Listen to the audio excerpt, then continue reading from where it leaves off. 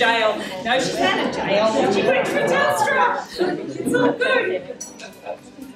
Yes. So my first question is she good with her money? True, she's horrible, isn't she? Just dreadful. And one of the evils is the car loan. So many people think, car loan, Wes, it's just like it's a car loan, it's easy. You have a pulse, you can get a car loan. And that is true, probably.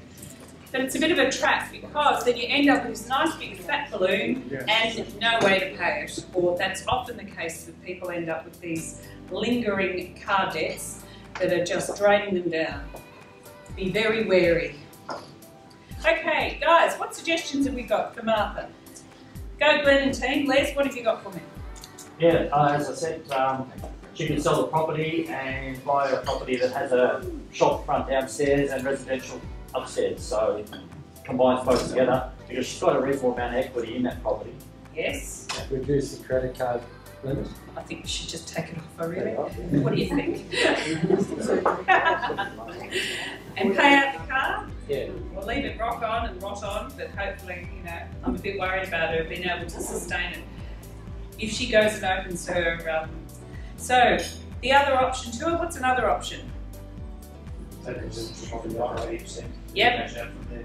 Yep. But also determine what sort of money she's going to need in terms of opening a home shop with things around that as well. Yes, so she can borrow up to 80, so another 200 grand in effect. But out of that 200, we'd hope she'd probably be asked to pay out the credit card and the car. So that'd come off the total. And then whatever's left, then work out what she's got to do a business plan, hopefully.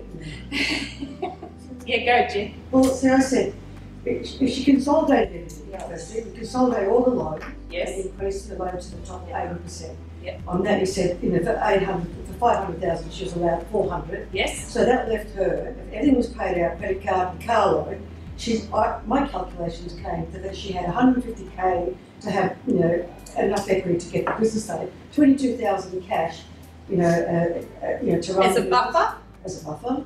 That'd be nice. She'd be obviously just buying her stock and renting the property. That might just get her through the first 18 months. Great. Okay. Well, that's a well way of thinking about it. Yep. John, you had another suggestion too. Do you want to add that to us? Yeah, well, she's 55. If she's with Telstra, she'll be in a superannuation fund, so she should salary sacrifice part of her 100,000, which is a lot of money. She'll then reduce the amount of tax that she pays, and then with the salary sacrifice, she can actually start to consider a transition to retirement pension. So, and she really needs to delay wanting to get the business going for 12 months because she wants to get herself in good order. So she wants to get rid of the credit card, not just pay it off, but reduce the limit on the credit card to say $5,000 or $6,000, because even though you've paid it all off, the bank don't take any notice of the fact because you go the next day and rock it up to 15,000. So that's too high. And she also needs particularly with her history to pay off the car. Yep. I just send the bill to you for $800. Lovely. Good. Some definite options there. Terrific. Yes. Can I just ask you, probably directed to the bank as well, I've done a lot of work with startups and doing that with pre-finance work, market research, intellectual property, all those sorts of things. And I've been an advisor where federal government, where I've had the call, I make a really great coffee, I want to start a coffee shop. Like you, I've had. Yes. And so I suppose my methodology has always been to mentor them through that firstly. But what Martha, I've got a client for you, Martha. Yeah, I know that.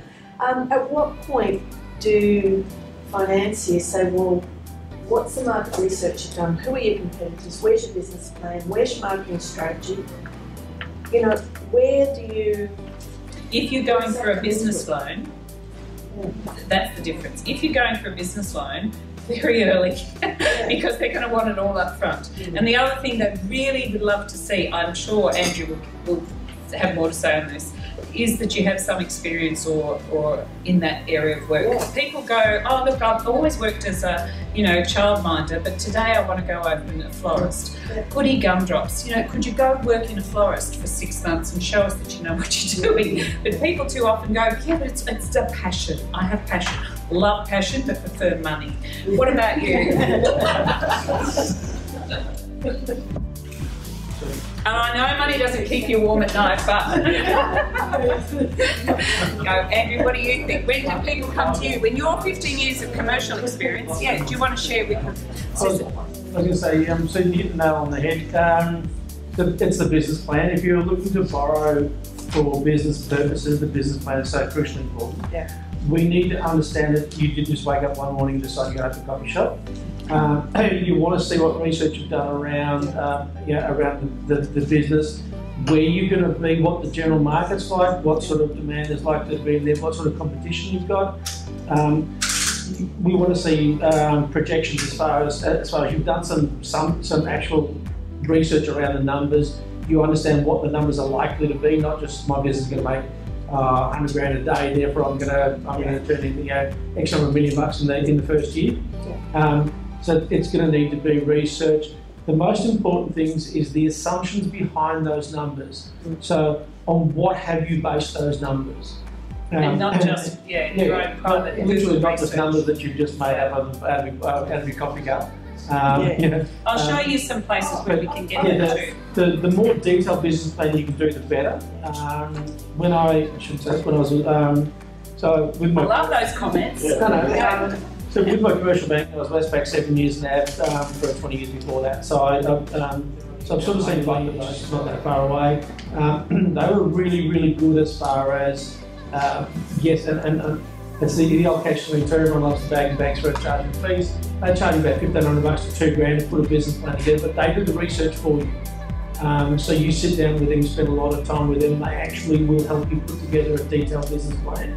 That's a great idea. And it's she's cheaper. It's actually the business which well, there you go. In the future. The money spent to help somebody do that research for you and actually really put the groundwork is invaluable. Yeah.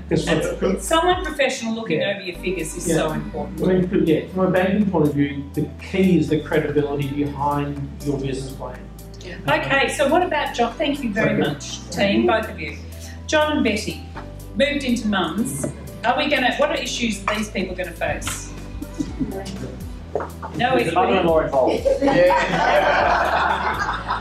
It's interesting you should say that. I don't think she wants to be. I think she'd like to see them move out and live their own lives, particularly with the 3 kids.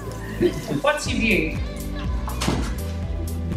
What are going to be some of the issues here? No court order. No what, sorry? No court order. Yeah, that is an issue. If you're going to divorce, at least do it properly and get a court order. No, I'm joking, of course. Because if without a court order, we can't use the, it's harder to use the maintenance that you pay because it's not enforced by law. So since it's, optional, a lot of times the banks won't consider it. Yeah. Anything else? Just before the television. Yes. I know, they're just wonderful, aren't they? But they can afford that, clearly. They can pay that off. Anything else? They should have some sort of savings history or... Yes, that would be nice. Yeah. But you know what? Divorce is the greatest destroyer of wealth in this country, so... yeah. So, it can be a problem, yeah? Anything else? Anything else that comes up for people? Yeah, go on. 3 dependents. 3 dependents. Sell them, for God's sake, before you come and apply for a loan. What can I say? No, I am, of course, kidding. But you're right, it can be an issue. Yeah, so as I said, don't give up your day job until you've got it well sorted, that what you're going to do, and maybe go and see Suzette to get a proper business plan. That would be nice, yeah? Okay, thank you, team. Did you learn anything? Yes, I hope so. There's a few nods. Good. Not badly. That's it. Terrific.